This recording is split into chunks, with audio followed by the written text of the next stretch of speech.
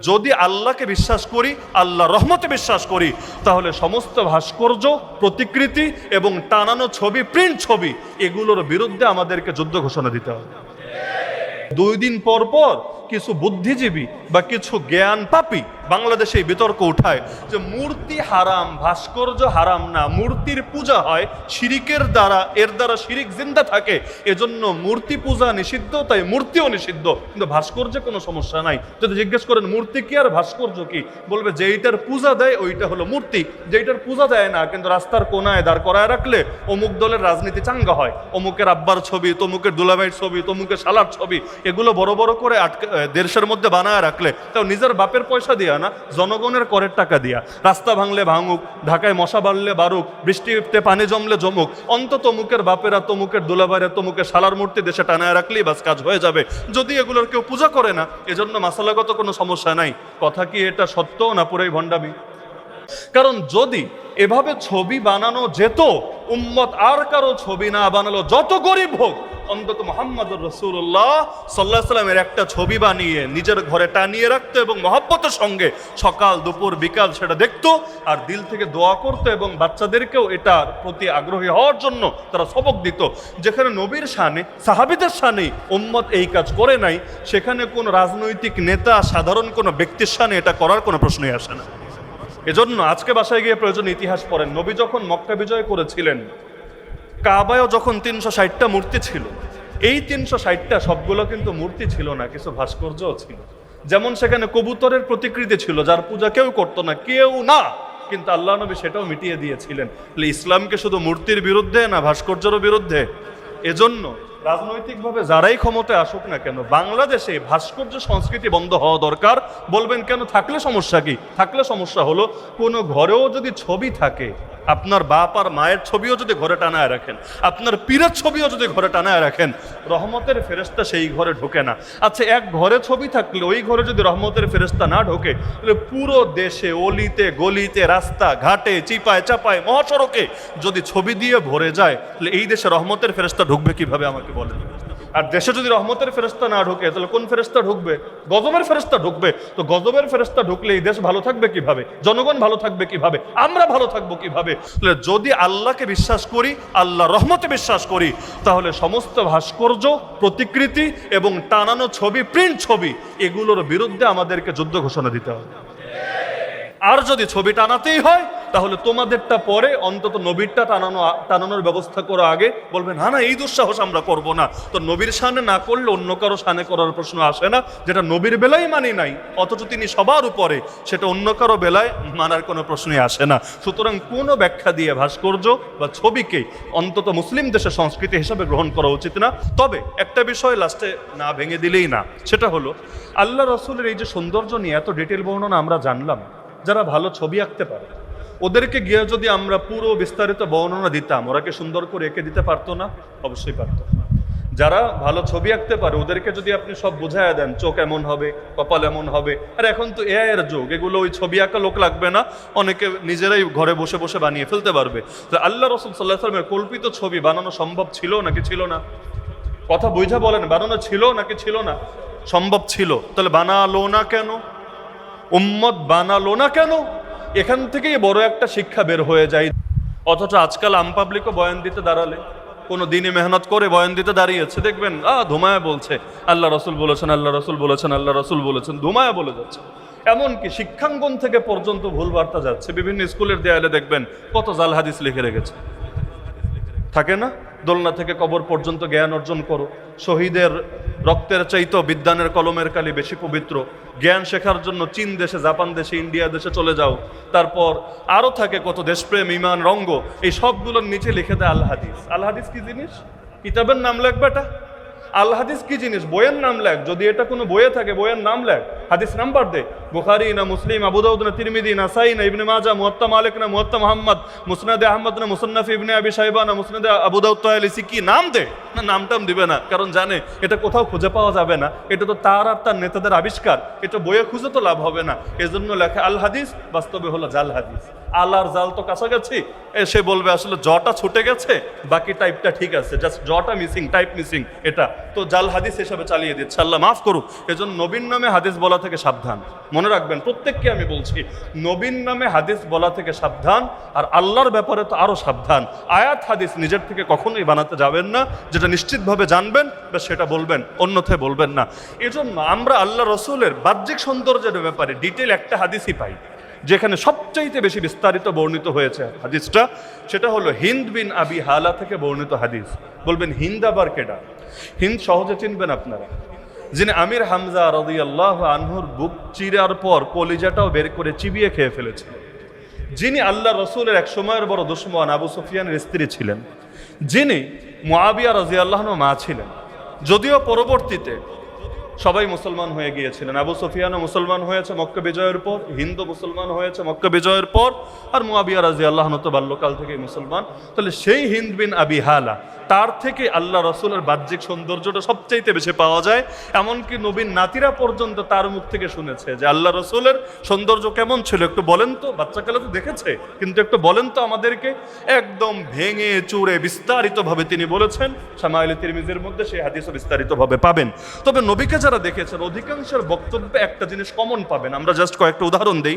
যেমন জাবের ইবনে সামুরা রাদিয়াল্লাহু আনহু থেকে বর্ণিত হাদিস, যেটা দারিমি এবং বাইহাকিতে বর্ণিত আছে। তিনি বলেন, রাআইতুন নাবিয়্য সাল্লাল্লাহু আলাইহি ওয়াসাল্লাম ফি লাইলাতিন উযহিয়ান ফাজআলতু আনজুরু ইলাইহি ওয়া ইলাল কমার ফালাহু কানা আহসানা ফি আইনি মিনাল কমার। তিনি বলেন, একবার চাঁদনি রাতে, পূর্ণিমার রাতে আল্লাহ রসুলকে আমি দেখলাম, তিনি ঘরের বাহিরে বসা। সেই সময় আমি একবার শুধু তার দিকে তাকাচ্ছিলাম, আবার চাঁদের দিকে তাকাচ্ছিলাম, আবার তার দিকে তাকাচ্ছিলাম, আবার চাঁদের দিকে তাকাচ্ছিলাম। প্রথমে কনফিউজড হয়ে গিয়েছিলাম, আকাশের চাঁদ বেশি সুন্দর না আমার নবী বেশি সুন্দর।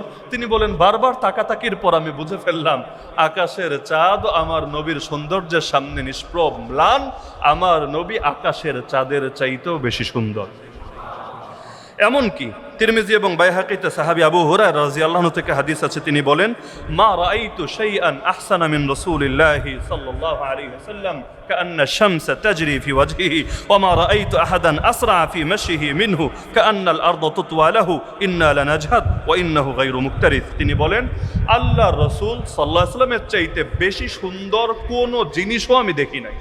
কোনো ব্যক্তি না, খালি জিনিস। অনেক জিনিস তো অনেক সুন্দর থাকে, আল্লাহর রসুলের চাইতে বেশি সুন্দর কোনো বস্তু, কোনো জিনিসও আমি দেখি নাই। তাকে দেখলেই মনে হতো যেন সূর্য তার চেহারার মধ্যে খেলে যাচ্ছে। মানে সৌন্দর্য বোঝানোর জন্য উদাহরণ দিচ্ছেন, যেন তার চেহারার মধ্যে সূর্য খেলে যাচ্ছে। এবং তিনি বলেন, আল্লাহ রসুলের চাইতে বেশি দ্রুত গতিতে হাঁটতেও আমি কাউকে দেখি নাই। বলবেন কেন? আস্তে আস্তে হাঁটলেই তো চলতো না রে ভাই। আস্তে আস্তে হাঁটার মধ্যেও ভাব আছে। এজন্য দেখবেন কোনো মানুষ নেতা হওয়ার আগে, মনে করেন আগে রাজপথে আন্দোলন করতো, রাস্তা কাঁপাতো, ওই সময়ের হাঁটাটা আপনি একবার ভিডিওটা প্লে করেন, আর যখন দালালি করে হোক, তোষামদি করে হোক, যে কোনোভাবে নেতাগিরি পেয়ে গিয়েছে, জাস্ট এখনের হাঁটাটা আপনি কম্পেয়ার করেন, দেখবেন হাত দুইটা ঝুলানোর মধ্যে, চেহারার ভাবের মধ্যে, জামার স্টাইলের মধ্যে, হাঁটার মধ্যে আপনি একটা ভিন্নতা অনুভব করতে পারবেন। এটা ব্যাকরণ দিয়ে আমি বোঝাতে পারবো না, কিন্তু দেখার মতো চোখ থাকলে প্রত্যেকে এটা দেখতে পারবেন। নেতা হওয়ার আগের হাঁটা, নেতা হওয়ার পরের হাঁটায় পার্থক্য থাকে কি না? তাহলে অধিকাংশ সময় মানুষ বেশি ধীরে ধীরে হাঁটে ভাবের কারণে। তার অন্যান্য কর্মচারীরা, নিরাপত্তা প্রহরীরা সামনে থাকবে, পিছে থাকবে, সে ধীরে ধীরে ভাব নিয়ে যাবে। আল্লাহ রাসূল কখনোই এমন করতেন না। এমনকি হাঁটার ক্ষেত্রে তিনি সামনে থেকে কর্মীদেরকে পেছনে রাখা এমনটাও করতেন না, বরঞ্চ তিনি সবার সাথে মিশে যেতেন, যাতে আলাদা করে তাকে কেউ চিনতে না পারে। যদিও চেনা যেত তার সৌন্দর্যের কারণে, কিন্তু নিজে চেষ্টা করতেন। এমনকি হাঁটার সময় এতটা দ্রুত গতিতে হাঁটতেন, আবু হুরায়রা রাদিয়াল্লাহু আনহু বলছেন যে আল্লাহ রসুলের হাঁটার অবস্থা ছিল এমন, আমরা ক্লান্ত হয়ে যেতাম আর তার কোনো ভ্রুক্ষেপই হতো না, তার কোনো কষ্ট অনুভব হতো না। তিনি হেঁটেই যাচ্ছেন, অথচ আমরা তার সঙ্গে হেঁটে কুলাতেই পারতাম না। তার হাঁটা দেখলে মনে হতো যেন জমিনকে তার জন্য সংকুচিত করে দেওয়া হচ্ছে, পৃথিবীটা যেন ছোট হয়ে আসছে তার জন্য, আর তিনি দ্রুত গতিতে হেঁটেই যাচ্ছেন।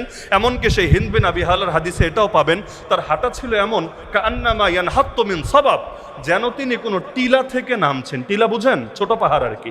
এই টিলা থেকে নামছেন। তো টিলা থেকে নামার সময় মানুষের বুকটা উপরের দিকে থাকে না নিচের দিকে থাকে? মানে সিঁড়ি দিয়ে উপরে উঠলে না এভাবে বুক ফুলে ওঠা যায়, নামার সময় তো একটু নিচের দিকে ঝুঁকেই নামতে হয়। তাহলে টিলা থেকে নামা মানে কি আল্লাহ রসুল হাঁটার সময় বুক ফুলে হাঁটতেন নাকি একটু সামনের দিকে ঝুঁকে হাঁটতেন?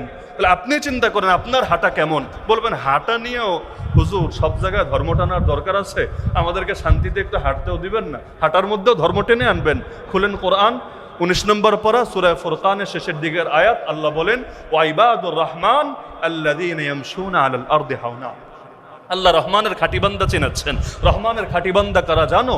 আল্লাহ অনেক পরিচয় দিয়েছেন, কিন্তু সবার আগে 1 নম্বরে যে গুণটা আল্লাহ তুলে ধরেছেন সেটা হলো তারা পৃথিবীতে হাঁটে, মাটির উপরে হাঁটে বিনয়ের সাথে। তার মানে যাদের হাঁটায় বিনয় নাই তারা আল্লাহর খাঁটি বান্দা না, যাদের হাঁটায় বিনয় তারা আল্লাহর খাঁটি বান্দা। বলবেন হাঁটা নিয়ে ইসলাম কেন সিরিয়াস? না, হাঁটা নিয়ে সিরিয়াস না, যারা হাঁটায়ও বিনয় আছে আসলেই বিনয়ী। কারণ ভেতরে থাকবে অহংকার আর হাঁটায় থাকবে বিনয়, এটা সম্ভব না। যার বাহ্যিকতার মধ্যেও এটা চলে এসেছে তার ভেতরটা ইতিমধ্যে এমনি ঠিক হয়ে গিয়েছে। এজন্য দেখেন না, ইসলাম স্বাভাবিকভাবে কাপড় টাকনোর নিচে পড়তে বলে না উপরে পড়তে বলে? স্বাভাবিকভাবে নিচে পড়তে বলে না উপরে পড়তে বলে? কেন? হ্যাঁ, নিচে যদি কখনো ওজরের কারণে নামে, যেমন আবু বকর রাদিয়াল্লাহু আনহু এসে বিচার দিলেন, ইয়া রাসূলুল্লাহ আমি লুঙ্গি পরি। লুঙ্গি মানে ওই যে আগে তো সেলাই করা লুঙ্গি ছিল না, ওই হজে গেলে যেভাবে নিচে একটা পেঁচায় পরে এভাবে।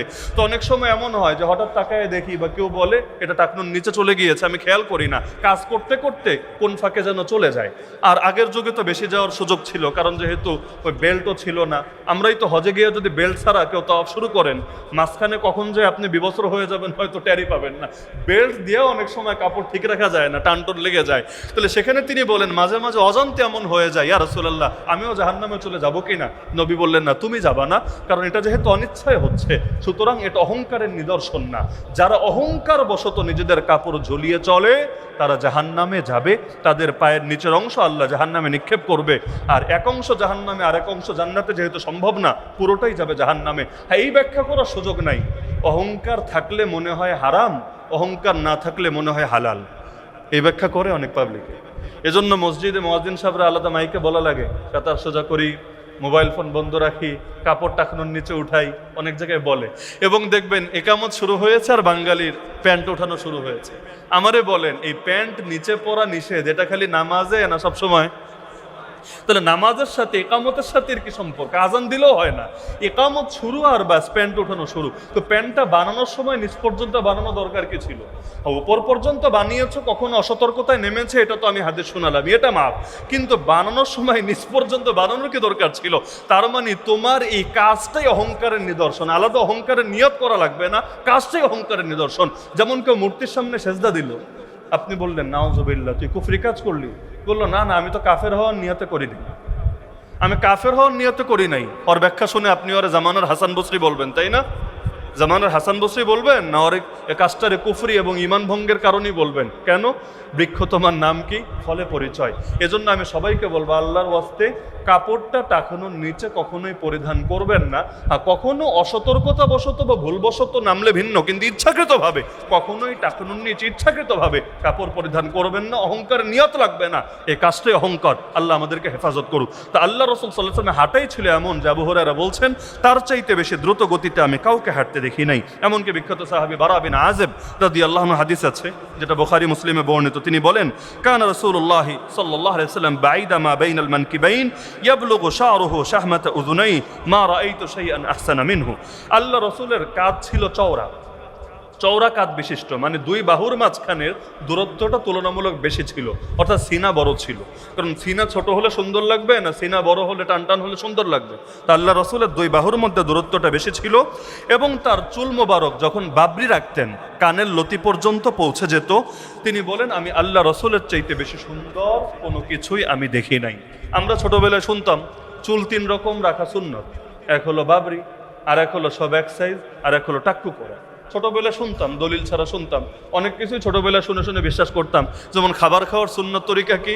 1 নম্বর সুন্নত তরিকা হলো বাথরুমে যেমনি বসে এমনি বসা, মানে 2 পায়ের উপর ভর দিয়ে নিতম্বটা উপরে রেখে এভাবে বসা।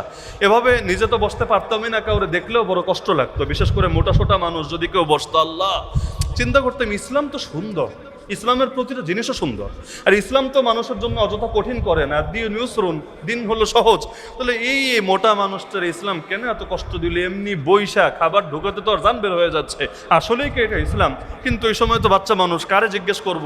জিজ্ঞেস করলে যদি আবার কাফের টাফের ফতোয়া দিয়ে বসে যে তুই ইসলামের বিধান মানিস না, বেটা নাস্তিক, বেঈমান, মুরতাদ, বড় ভয়ের বিষয়। আর তখন তো পড়ালেখাও জানি না যে নিজে রিসার্চ করে এটা বের করব, পরে দেখি আরে এগুলো তো হলো মেড ইন বাংলাদেশ বা মেড ইন উপমহাদেশ, আমাদের এই অঞ্চলে বহুত কিছু এমন চলে নবীর নামে যেটা আসলে আল্লাহ রাসূল সাল্লাল্লাহু আলাইহি ওয়াসাল্লামের শিক্ষা না। বহুত মানুষ, এমনকি আমরা ছোটবেলায় বিভিন্ন সময় দেখতাম, ধরেন একসাথে খাবার খেতে বসেছে কোনো দিনই মেহনতে গিয়ে, খাবার লাগলে অমুক জিকির করো, আর পর্যাপ্ত হয়ে গেল তমুক জিকির করো, সুবহানাল্লাহ বললে দিয়ে যাবে, আলহামদুলিল্লাহ বললে দেওয়া বন্ধ করবে। মানে কি যে একটা সিস্টেমের মধ্যে ছিল।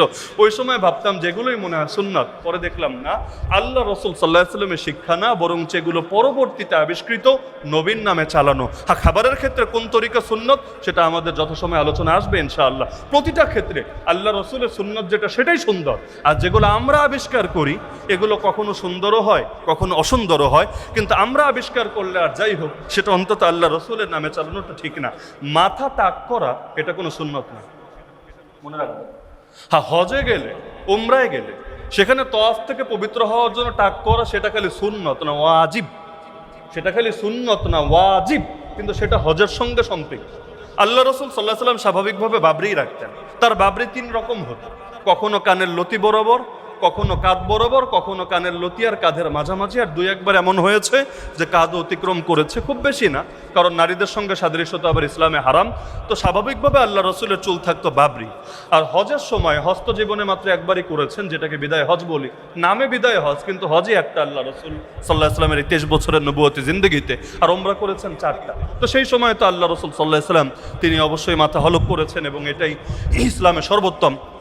আল্লাহ রাসূল দোয়া করেছেন 3 বার যে হে আল্লাহ, যারা হলক করবে, টাক করবে, এদেরকে মাফ করে দেন। 3 বার দোয়া করেছেন টাককারীর জন্য, একবার দোয়া করেছেন যারা চুল ছোট করে তাদের জন্য। তার মানে হজে গিয়ে উমরায় গিয়ে চুল কাটলেও হয়ে যায়, নির্দিষ্ট পরিমাণ চুল কাটলেও হয়ে যায়, কিন্তু চুল কাটলে সবটা নবীর দোয়াটা কম পাওয়া যায়, আর টাক করে ফেললে নিজের সৌন্দর্যকে আল্লাহর জন্য কোরবানি করে দিলে সেটা বেশি পাওয়া যায়। কিন্তু এটা তো হজের সাথে স্বাভাবিক অবস্থায় দৈনন্দিন জীবনে চুল কাটা এটাকে সুন্নত বলে চালানোর কোনো সুযোগ নাই।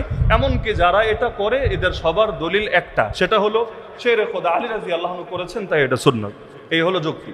কিন্তু আলী রাদিয়াল্লাহু আনহু মাথা টাক করতেন, কথা সত্য, কিন্তু এর কারণটা নিজেও তিনি বলেছেন, এবং এমন শব্দে বলেছেন ওই শব্দ শুনলেই বুঝবেন যে এটাকে সুন্নত হিসাবে করেছেন না অন্য কারণে করেছেন। তার শব্দ হলো, পুরো হাদিসটা পড়ে শোনাচ্ছি, লাস্ট বাক্য হলো, এজন্যই আমি আমার মাথার সঙ্গে দুশ্মনী করলাম, ওয়ালিহাযা আদাইতু রাসি, এজন্যই আমি আমার মাথার সঙ্গে দুশ্মনী করলাম। সুন্নত বোঝানোর জন্য এই জাতীয় অভদ্রতা সূচক শব্দ কেউ কখনো ব্যবহার করবে, সেখানে তো মহব্বতের সাথে, একদম আদবের সাথে কোনো শব্দ বলবে, তাহলে তিনি কেন টাক করতেন?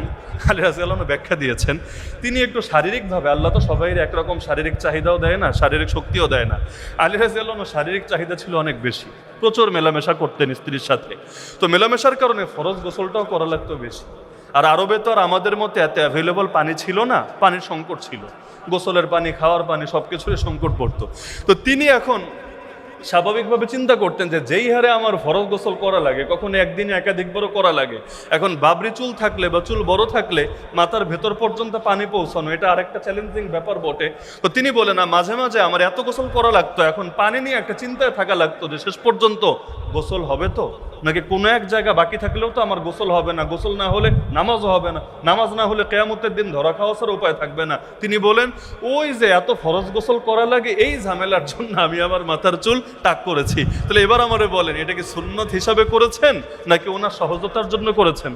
তা আপনার যদি এমন হয় যে মাথায় কোনো রোগ হয়েছে অথবা কোনো কারণে আপনার মাথার চুল ঝামেলা হচ্ছে, সেই ক্ষেত্রে আপনি কেটে রাখেন না, না করেছে কে, কিন্তু সুন্নত ভাবার সুযোগ নেই। আল্লাহ রাসূল যেটা করেছেন সেটাই সুন্নত। এজন্য বাবরি তো বাংলাদেশে এখন রাখেই না, আবার যারা রাখে বেশিরভাগ ফ্যাশনের নিয়তে রাখে, ফ্যাশন করে রাখে, এমনকি নবীর মতো করেও রাখে না। এটা হলো ওই মডার্ন ছেলেপেলেরা যেভাবে করে ওদের মতো করে রাখে। কিন্তু আমি মনে করি আমাদের বাংলাদেশে যে সুন্নতগুলো মরে গিয়েছে এগুলো ফেরানো দরকার।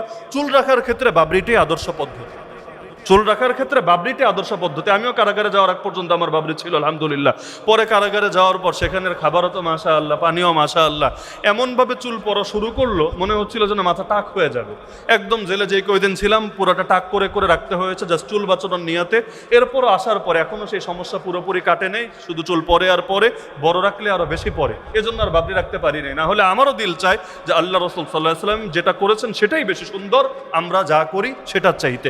কারো যদি এ কারণে, চুলের কারণে পড়ালেখায় ঝামেলা হয় অথবা মাথায় বিরক্তি লাগে, মাথায় গরম লাগে, জরুরি কোনো বিষয় না, বা আলাদা বাবরি রাখতেই হবে এমন কিছু না। কিন্তু মনে রাখবেন, ওই টাক্কু করার সুন্নত বইলে অন্তত চালায়েন না। তাক্কু করে না, সুন্নত বইলে অন্তত চালায়েন না। চুল আপনি যেভাবে ইচ্ছা রাখতে পারেন, তবে কাফের মুশরিক এবং পাপিষ্ঠদের সঙ্গে সাদৃশ্য যাতে না হয়, জাস্ট এটা খেয়াল রাখবেন।